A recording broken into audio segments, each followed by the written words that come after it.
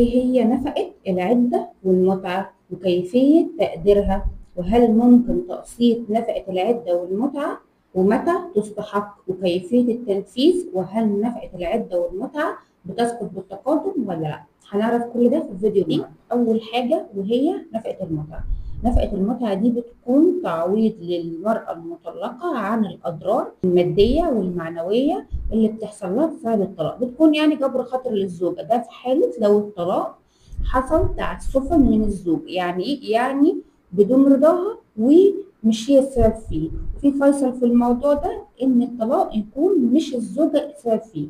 بمعنى ايه؟ عشان اوضح لكم، لو مثلا حصل من الزوجة خيانة للزوج فالزوج طلقها، وقتها حتى لو الزوجة الطلاق تم بدون رضاها، وقتها الزوجة مش هتستحق نفقة متعة.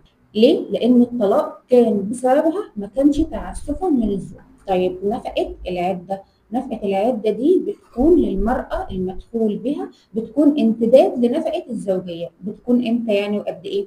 أقلها 60 يوم وأقصاها سنة. طيب بتبدأ امتى؟ بتبدأ من تاريخ الطلاق وليس من تاريخ علم المرأة بالطلاق. يعني ايه؟ يعني لو الطلاق تم يوم 1 في الشهر والمرأة علمت بذلك يوم 15، هنحسب من امتى؟ هنحسب من يوم 1 في الشهر. طيب كيفية تقدير نفقة المتعة؟ بطريقة من الاتنين. أول حاجة بالتراضي ما بينهم، الاتفاق، بيتفقوا على مبلغ معين بيكون هو ده نفقة المتعة. طيب الطريق التاني هو طريق اللجوء لمحكمة الأسرة. المرأة بتعمل طلب تسوية، بعد 15 يوم بترفع دعوى نفقة عدة ومتعة، بيترفعوا في دعوة واحدة. بتحسب ازاي نفقة المتعة؟ أقلها سنتين، 24 شهر، وده أقل حاجة. طيب ممكن تزيد؟ أيوه ممكن تزيد حسب تقدير القاضي، بيبص لعدد سنين الزواج. طيب لو كانت الزوجة محكوم لها بنفقة زوجية قبل الطلاق، بنضرب نفقة الزوجية دي في أقل حاجة، لو القاضي حكم لها بأقل حاجة اللي هي ال 24 شهر. بمعنى إيه؟ لو كان محكوم لها مثلا ب 1000 جنيه، محكوم لها ب 1000 جنيه، هنضرب ال 1000 جنيه في ال 24 شهر، هتاخد 24000 جنيه نفقة متعة. طيب لو كان محكوم لها ب 2000 جنيه، هتاخد 2000 في 24، هتاخد 48000 جنيه نفقة متعة، وهكذا. مع العلم ان ممكن القاضي يحكم بيه اكتر من سنتين. طيب لو ما كانش ليها اصلا نفقه زوجيه متحدده قبل الطلاق، ساعتها القاضي بينظر للموضوع حسب يسار الزوج وعسره، وحسب الدخل بتاعه بيقدر نفقه المتعه. احنا كده عرفنا ان الطلاق لو كان بسبب الزوج، الزوجه بتاخد نفقه المتعه. يعني ايه برضه عشان نكون وضحناها بكل الطرق؟ الطلاق للضرر الزوجة بتاخد نفقة المتعة. الطلاق الغيابي برضو المرأة المطلقة بتاخد نفقة المتعة، إلا لو الزوج قدر يثبت إن الزوجة هي السبب في الطلاق، اللي عليه عبء الإثبات وقتها الزوج.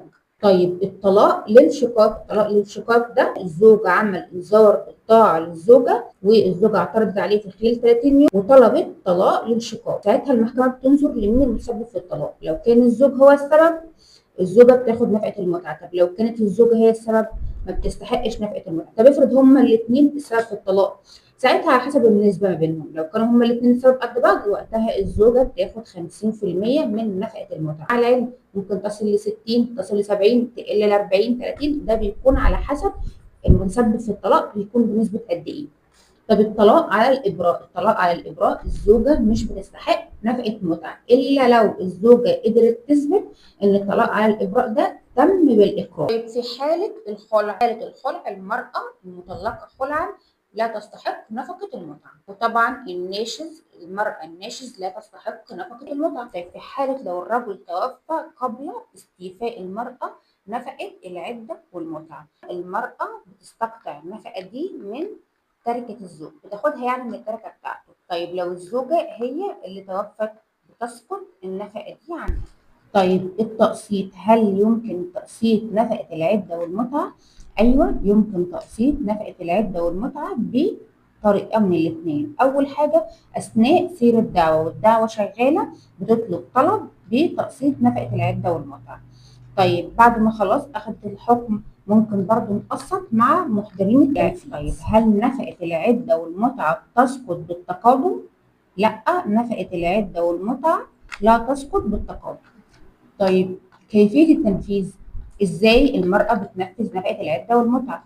ما بترفعش دعوى حبس متجمد، ولكن بتنفذ عن طريق المحضرين عن طريق الحجز بعمل توكيل تنفيذ. لو مسددش بيتعمل له جنحة تجديد. مع العلم نفقة العدة لوحدها ممكن نرفع بيها دعوى حبس، اما نفقة المتعة هي اللي ما بنرفعش بيها دعوى حبس، بننفذ بيها عن طريق المحضرين. ولكن علشان نفقة المتعة والعدة بيكونوا في حكم واحد، فاحنا بننفذ الاثنين عن طريق المحضرين. السؤال بقى الأخير اللي هتجاوبوني عليه في الكومنتات وهجاوبكم عليه الحلقة الجاية هي: هل المرأة المطلقة من زواج عرفي بتستحق نفقة عدة ومتعة؟ اكتبوا لي في الكومنتات وهعمل لكم حلقة عن الموضوع ده المرة الجاية.